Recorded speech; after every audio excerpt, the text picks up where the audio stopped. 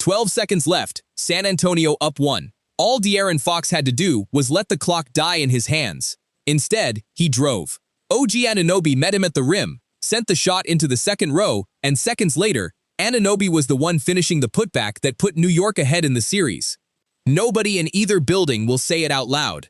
But 3 time zones away, the greatest shooter who has ever lived is watching all of it, 38 years old, and closer to a decision about his future than at any point in his career. Just right now, Brunson leans in, shot, missed it. Wembanyama the rebound, outlet the... There are no reported trade talks between these two franchises.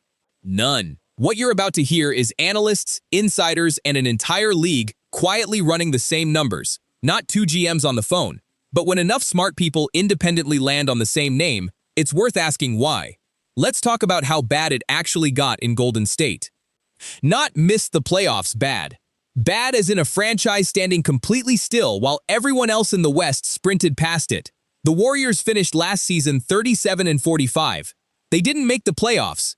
They didn't even survive the play-in, the mini-tournament that decides the final playoff spots. And the man they built an entire era around, the man with 4 championships and more, made threes than anyone who has ever played this game, appeared in only 43 of 82 games. He was out for 39 of them, 27 in a row, because of a knee injury that simply would not calm down. Even hurt, even at 38, he still averaged 26.6 points a night. That's not decline. That's a Hall of Famer trapped inside a losing season with almost nothing around him. So Golden State went shopping. They swung at LeBron James, at Giannis Antetokounmpo, at Jaylen Brown, at Anthony Davis, 4 of the biggest names on the market. LeBron signed with Philadelphia instead, on a short deal. Giannis went to Miami. Boston shipped Brown to Philadelphia in a separate deal built around Paul George. And Washington's asking price for Davis was, in Golden State's own internal language, unreasonable. 4 swings, 4 misses. This season, surgery is required. Normal rehab for this type of injury, 6 to 9 months. Could be then, on a long. Monday night in January, Jimmy Butler went down against Miami and tore his ACL. He's expected to miss most of the coming season recovering from it. Golden State's one legitimate co-star, the player they'd actually managed to land, was suddenly gone for the year. Moses Moody went down too, with a knee injury of his own. What's left is a 37-win roster running it back, hoping health cooperates where it hasn't in years, and an ownership group that's starting to ask a much bigger question. While all of that was falling apart, Bay Area reporter Tim Kawakami said something on air that Warriors fans haven't stopped repeating since. That owner Joe Lacob's real focus has shifted toward building the next era in Golden State, not just extending this one. That doesn't mean the front office has given up on competing around Curry right now. But it does reframe the caution, the refusal to spend real draft capital, the willingness to let 4 different stars walk to other teams without a fight.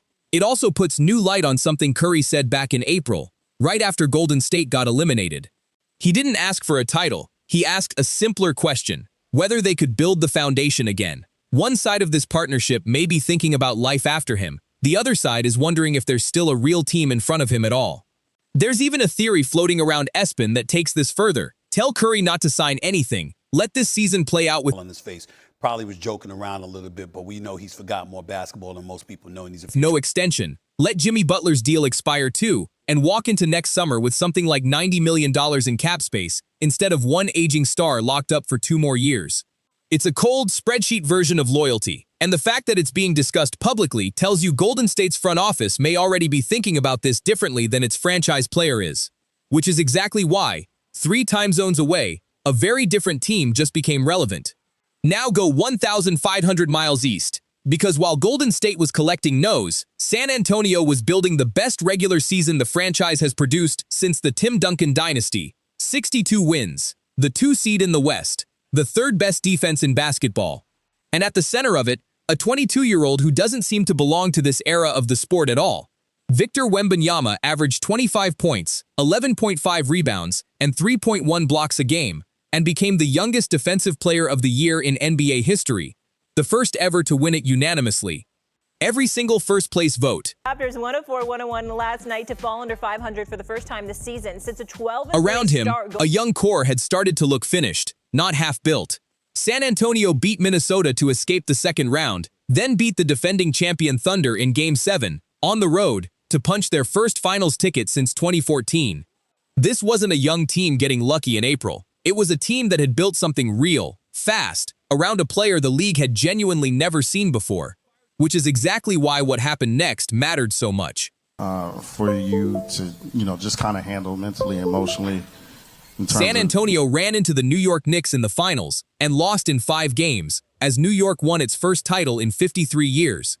Wembanyama was brilliant throughout. That was never the problem. The problem was standing right next to him. De'Aaron Fox, the all-star point guard San Antonio had traded for specifically to be Wembanyama's partner, had battled a right ankle injury late in the conference finals and never fully looked like himself again. Across 5 finals games, he shot 34.4% from the field, 25% from 3, and averaged 12.8 points a night, down from 18.6 in the regular season. Then came Game 4. Up 1, 12 seconds left, all he had to do was hold the ball and force a foul. Instead, he drove into traffic, got blocked clean, and watched Anunoby complete a 29-point Knicks comeback on the other end. It wasn't just a bad possession. It was the exact kind of ball-stopping decision that raised the question hanging over the whole series. Was Fox actually the right partner for Wembanyama at all? Layup with no shot clock. OG blocked the shot, then hit the game winner, and here's what he had to say. Here's where almost every hot take about this gets something wrong. Watch any debate show right now, and you'll hear people talk about Fox like he's simply in the way. Like San Antonio could return him to the lot the way you'd return a rental car. He isn't a rental, and he isn't some pending free agent the Spurs can just let expire. Fox signed a 4-year extension worth roughly $229 million, more than a year before any of this Curry speculation started, running through 2029-30, with his salary climbing every season. Assists and threes. The 2023 All-Star will look to help the Spurs snap a 5. That's not San Antonio eating money by trading him. His contract would move with him. What San Antonio would actually be giving up is a long-term, ascending commitment to a 28-year-old starting guard in exchange for 1 year of a 38-year-old on an expiring deal. That's not addition by subtraction. That's a real financial gamble stacked on top of a basketball one. And it's the part almost nobody covering this story is accounting for out loud. None of that has stopped people from building the trade anyway. The Ringer's Bill Simmons put together one framework using San Antonio's stockpile of outside draft capital, multiple future first-round picks and swaps from other teams, on top of the Spurs' own. Points, assists, and threes. The 2023 All-Star will look to help the Spurs snap But a even 5. Simmons drew a hard line. Stephon Castle and Dylan Harper, the 2 young guards San Antonio has spent 2 seasons developing around Wembanyama, are not on the table. If a deal happens, it likely centers on Fox himself, a role player, a young piece, and picks, not the 2 players the Spurs consider their actual future. Wembanyama, for what it's worth, already accepted a contract structure worth tens of millions less than his maximum possible deal, specifically to give the front office more room to build. Whether Curry would be willing to do something similar hasn't been confirmed publicly, but it's the kind of gesture that would make a deal like this easier to construct. What I'm trying to do is be here for 4 days and see if I can avoid going to the gym at all. Basketball-wise, the fit is genuinely interesting. Curry's game at this stage isn't built on speed or getting to the rim.